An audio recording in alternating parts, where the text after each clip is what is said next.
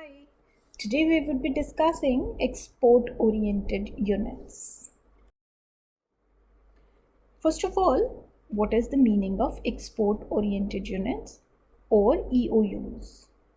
So the export-oriented unit scheme introduced in early 1981 is complementary to the Special Economic Zone scheme. It adopts the same production regime but offers a wide option in locations with reference to factors like source of raw materials, port of export, hinterland facilities, availability of technological skills, existence of an industrial base, and the need for a larger area of land for the project. As on 31st December 2005, 1,924 units are in operation under the EOU or Export Oriented Unit Scheme. As we know by now that full form of EOU is Export Oriented Units, and this scheme aims to increase exports from India to thereby increase foreign exchange earnings and create employment. Now, this scheme also complements other schemes such as free trade zones and export processing units in India. The provisions of the Chapter 6 of Foreign Trade Policy and its procedures are applicable to export-oriented units as well as electronics hardware technology parks, that is EHTPs. Software technology parks like STPs and biotechnological parks BTPs. In common parlance, EOU, STP, EHTP and BTP are together called as Export-Oriented Units Scheme. The units registered under the Export-Oriented Units schemes are required to export 100% of their products unless they sell a portion of it to the domestic tariff area. Now, what are the objectives of these export-oriented unit scheme? Now, this EOU scheme provides units with an ecosystem which is conducive for them. They are given various waivers and preferences in compliance and taxation matters, making it easier for them to conduct business. Exports lead to an inflow of foreign exchange, which of course helps the nation to improve its economic position. By encouraging export-oriented businesses, the scheme also aims to generate additional employment through the export sector. EOUs were also expected to improve the supply chain, starting with the procurement of raw materials to the supply of finished products to the DTAs. Export also means an eventual upgrade in the quality and service. So, the EOU scheme was also expected to inspire technological advancements and skill development in the nation. What are the benefits of export-oriented units? Actually, it can generate from the previous discussion that firstly, they can procure raw materials and capital goods through domestic sources or improve without paying any duty on the purchase. They can claim reimbursement on GST amounts they pay. In case they have paid duty on the purchase of fuel from domestic oil companies, they can claim a refund on the same. Export-oriented units are allowed to claim an input tax credit on goods and services. Export-oriented units also enjoy priority basis clearance facilities. Also, EOUs are not required to obtain the industrial licensing which is required for manufacturing items that are reserved for the small-scale industry sector. So, what are the important facts to remember while setting up an export-oriented unit? So, setting up an EOU, for that, the application for setting up of export-oriented unit is made to the Board of Approval, on whose approval a letter of permission for setting up the EOU is given. This letter gives you 2 years for construction of plant and installation of machinery, which can be further extended by another year. Once operations begin, the EOU will have to achieve positive foreign exchange within 5 years. Then, for the minimum investment to assume the status of an export oriented unit, an investment of at least 1 crore must be put into plant and machinery. This criterion is not applicable in case of software technology parks, electronics hardware technology parks, and biotechnology parks. Besides, a minimum investment is also not compulsory in case of export-oriented units that deal in agriculture, animal husbandry, handicrafts, information technology, brass hardware services, and handmade jewelry. About the location of export-oriented unit, it should at least be 25 kilometers from standard urban area limits unless it is set up in an industrial area or deals in a non-polluting product or service. About the industries where EOUs are formed, initially export-oriented units mostly centered on industries like textiles, food processing, electronics, chemicals, plastics, and minerals. But over the years, export-oriented units have been set up for manufacturing, engineering, precious metals, agriculture, and elite sectors, services, software, trading, etc. as well. About the special licenses, through an application to the development commissioner is required for setting up an export oriented unit for sectors like weapons and defense equipment, atomic narcotics, psychotropic substances, and certain alcoholic and tobacco related products. The bonding period, the export oriented units are licensed to manufacture goods and export within a bonded period of 5 years. This period can be extended by 5 more years by the development commissioner and yet another 5 years if requested by the export oriented units to the commissioner or chief commissioner of customs. Now, what are the differences between export oriented units and special economic zones? Although both EOUs and SEZs were initiated to boost exports, there are differences between the two. For example, an export oriented unit can be set up anywhere in the country, provided it meets the scheme's criteria. On the other hand, a special economic zone is specifically demarcated enclave that is deemed to be outside the customs jurisdiction and therefore a foreign territory. Thus, any sale made from within an SEZ to DTA is considered export, while any sale made by an EOU to DTA is regarded as deemed exports. Sale from special economic zones to DTAs are more common compared to sales from EOUs to DTAs. Being a clearly demarcated area, there is a substantial control over the physical movement of goods to and from special economic zones, but the same cannot be said about EOUs. In terms of taxability, a special economic zone based establishment is not required to pay tax, while an export oriented unit has to pay tax which it can claim as a refund later. About the GST in export oriented units, a supplier must charge GST on goods supplied to the economic zone or EOU, export oriented unit. For its part, the export oriented unit can either apply for an input tax credit on the GST paid while providing supplies to the DTA or claim refund of the GST. Export oriented units are required to pay GST on admissible sales made to DTAs except if it is the sale of zero rated supplies which are exempt from GST. It must be noted that GST is applicable even in case of sales from one export oriented unit to another. As such, a transaction is considered a regular sale for the purpose of the GST law. Notably, primary customs duty is exempted for an export oriented unit in case of imports. What is the impact of export oriented units on exports?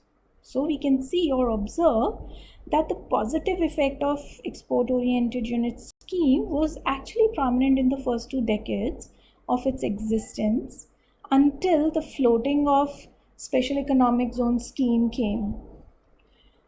Fast forward another decade and its share in overall exports dipped, turning negative. This was in 2011 and 12, around the time the tax benefits under the Income Tax Act were withdrawn. Export-oriented units gave exporters the freedom of setting up an export business in places of their choice, unlike free trade zones and export processing zones, which had specific locational restrictions.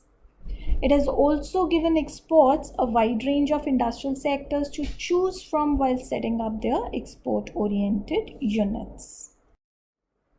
The major sectors in export-oriented units being granite, textiles or garments, food processing, chemicals, computer software, coffee, pharmaceuticals, gems and jewelry, engineering goods, electrical and electronics, aqua and pearl culture.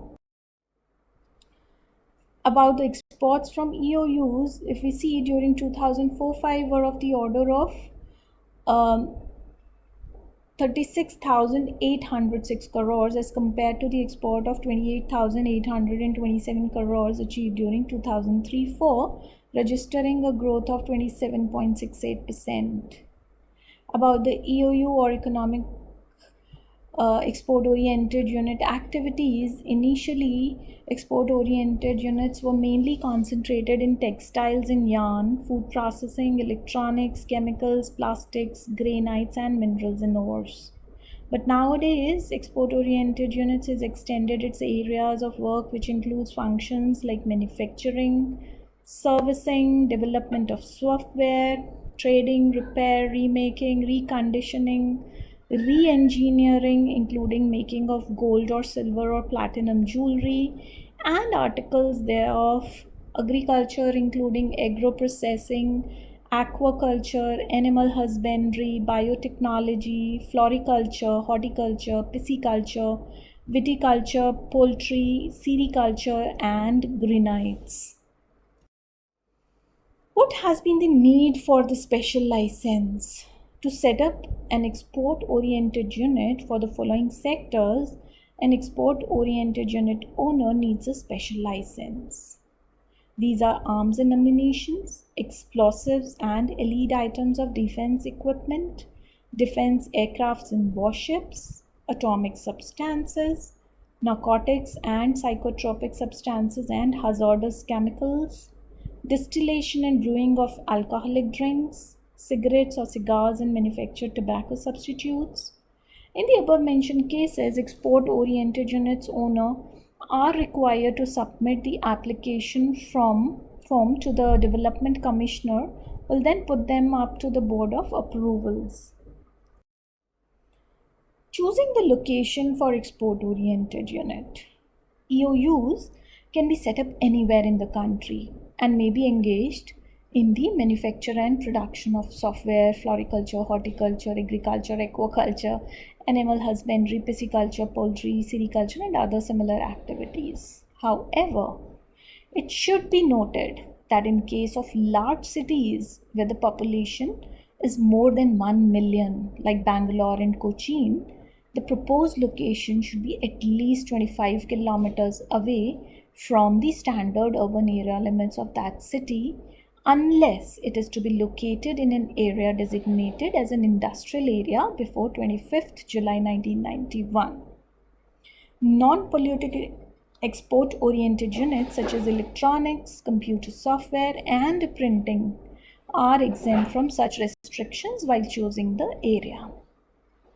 Apart from local zonal office in state government, setting up of an export-oriented unit is also strictly guided by the environmental rules and regulations. Therefore, and even if the export-oriented unit has fulfilled all locational policy but not suitable from environmental point of view, then the Ministry of Environment, Government of India has right to cancel the proposal. In such situation, industrialists would be required to abide by that decision. Export-oriented unit obligations, that is important. So the EOUs are required to achieve the minimum net foreign exchange earning as a percentage of exports, and the minimum export performance as per the provisions of export-import policy, which vary from sector to sector. For example, the units with the investment in plant and machinery of rupees 5 crore and above are required to achieve positive net foreign exchange earning as percentage of exports and export 3.5 million US dollars or 3 times the CIF value of imported capital goods, whichever is higher, for 5 years. For electronics hardware sector, minimum net foreign exchange earning as a percentage of exports has to be positive, and the minimum export performance for 5 years is 1 million US dollars or 3 times the CIF value of imported capital goods, whichever is higher. Now, this net foreign exchange earning as a percentage of export is calculated cumulatively for a period of 5 years from the commencement of commercial production according to a prescribed formula. About the export-oriented units, what is the bonding period? The export-oriented units are licensed to manufacture goods within the bonded time period for the purpose of export. As per the export-import policy, the period of bonding is initially for 5 years, which is extendable to another 5 years by the Development Commissioner. However, on a request of export-oriented unit, time period can also be extended for another 5 years by the Commissioner or Chief Commissioner of Customs. Currently, export-oriented unit scheme is mentioned in Chapter 9 of the Foreign Trade Policy and Chapter 9 of the Handbook of Procedures, Volume 1. The export-oriented units can export all products except prohibited items of exports in ITC.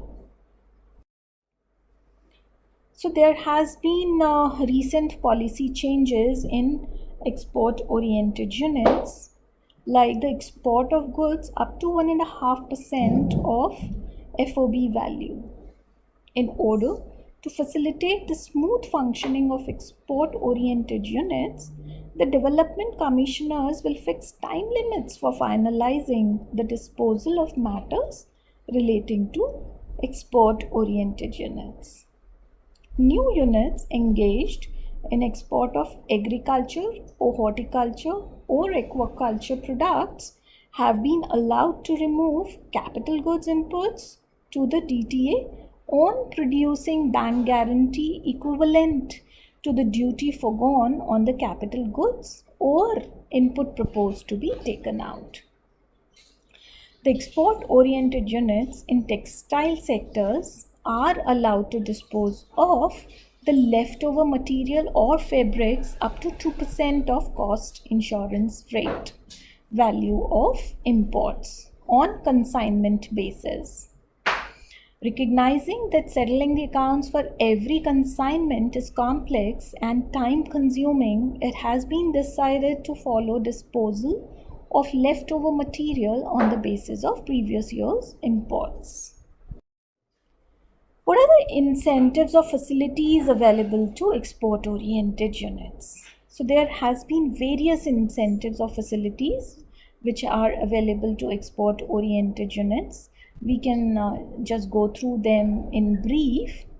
The first one being the duty-free imports or procurement from bonded warehouse or international exhibitions of inputs, consumables, office or other capital goods, including second-hand capital goods, etc.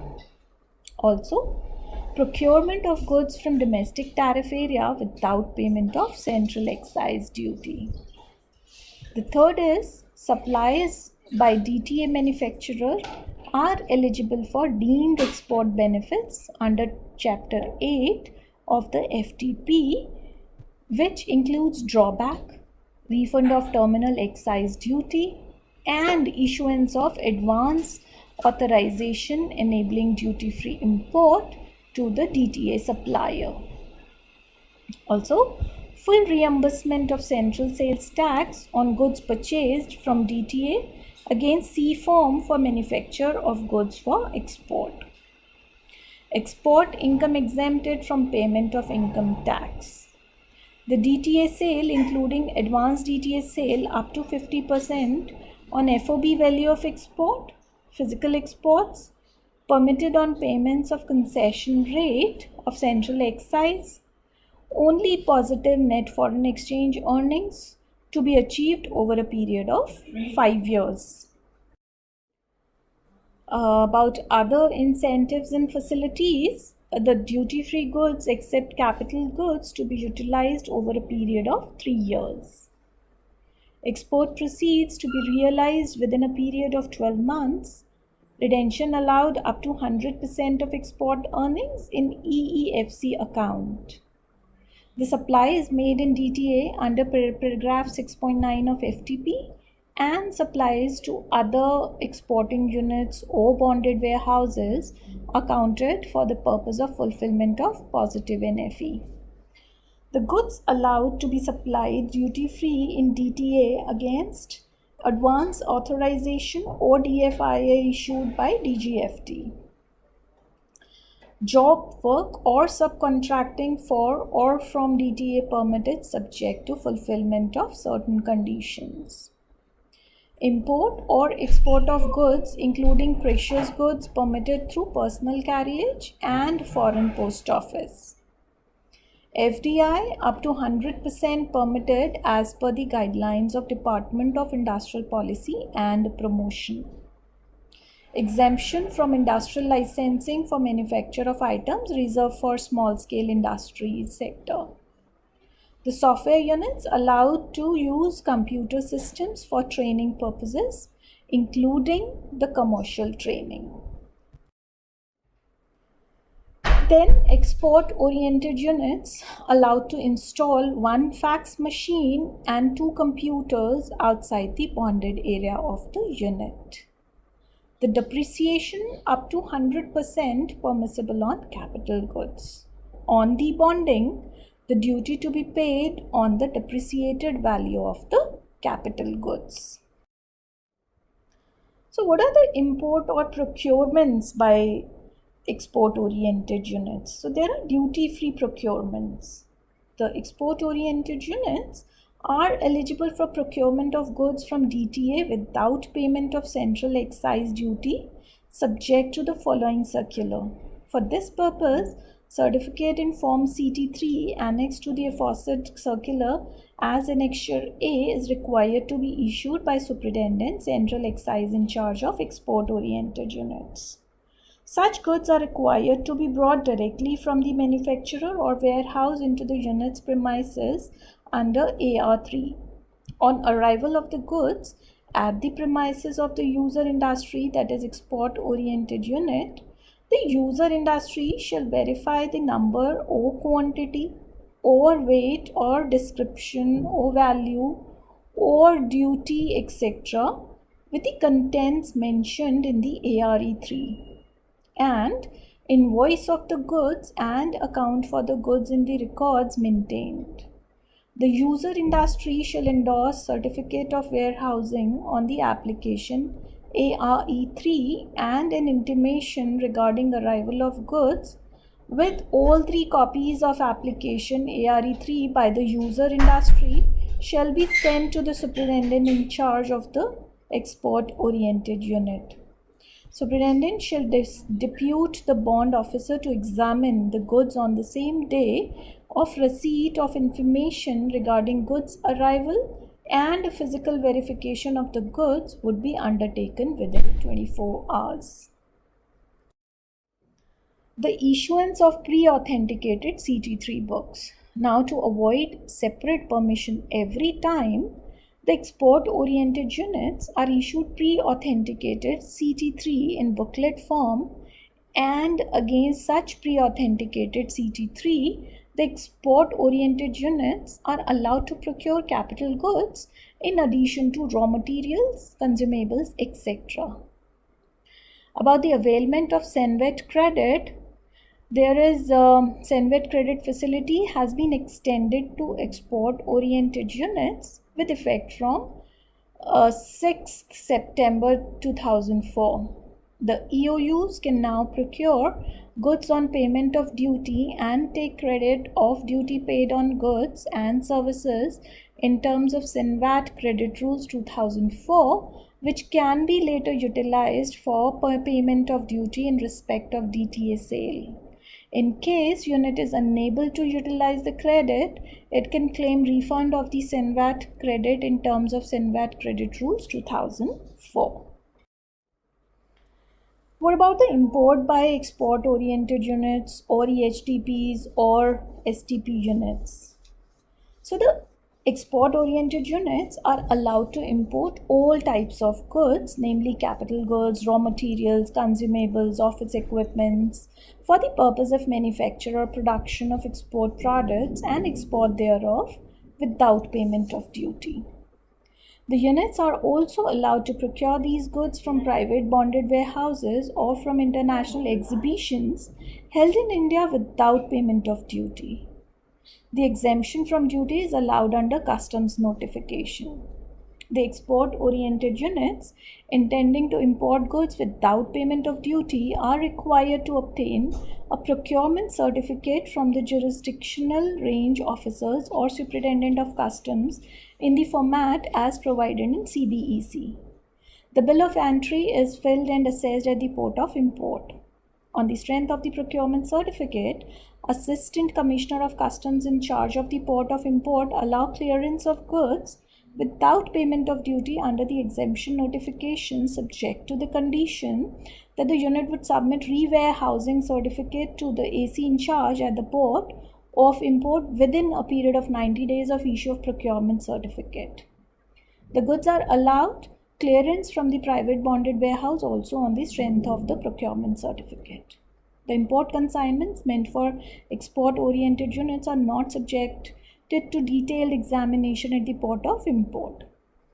The goods are superficially examined so as to verify the marks, number, gross weight, etc.